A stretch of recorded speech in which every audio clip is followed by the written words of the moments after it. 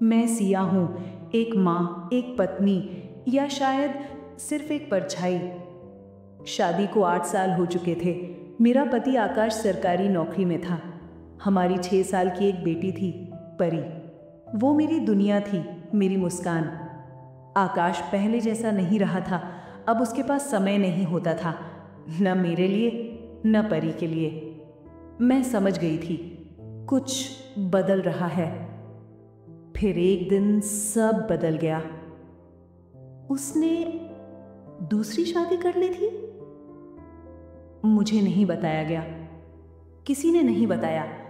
पड़ोसन ने धीरे से एक दिन कहा, भाभी, आकाश ने दिल्ली में दूसरी शादी कर ली है। वो औरत अब प्रेग्नेंट भी है। मेरे हाथ से चाय की ट्रे गिर पड़ी। मैंने खुद को बहुत संभाला, लेकिन परी हर दिन पापा के लौटने की राह देखती थी। मम्मा, पापा कब आएंगे? जल्दी बेटा, मैं हर बार झूठ बोलती, खुद से भी। कई महीने बाद एक रात आकाश अचानक घर लौटा, साथ में एक औरत और एक छोटा बच्चा। ये रिया है, उसने कहा, और ये मेरा बेटा मानव। मेरा दिल बैठ गया। लेकिन परी भागी। मम्मा, ये कौन है? रिया झिझक रही थी। मैं कुछ कहती उससे पहले परी बोली, क्या मैं इसे अपनी माँ बना सकती हूँ मम्मा, प्लीज? मुझे समझ नहीं आया, बेटी को माँ की तलाश क्यों थी जब मैं वही थी? रिया चुप थी, बहुत शालीन और शर्मीली। मैंने उससे बात की, क्या तुम्हें पता था कि मैं उसकी पहली पत्नी हूं? उसकी आंखें भर आईं। नहीं, मुझे तो कहा गया था कि आप इस दुनिया में नहीं हैं। मैं कांप गई।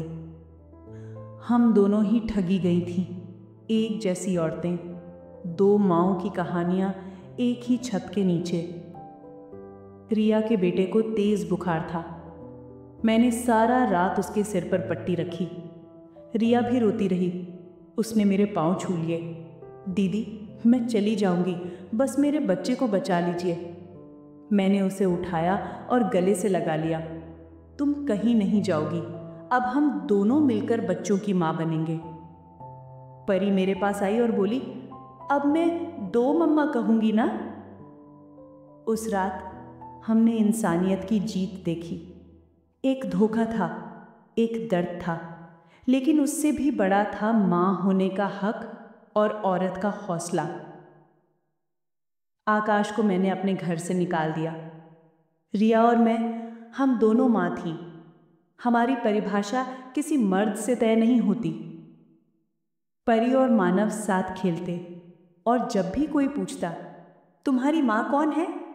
परी मुस्कुराती, मेरी 2 मम्मा हैं और दोनों मेरी हीरो हैं।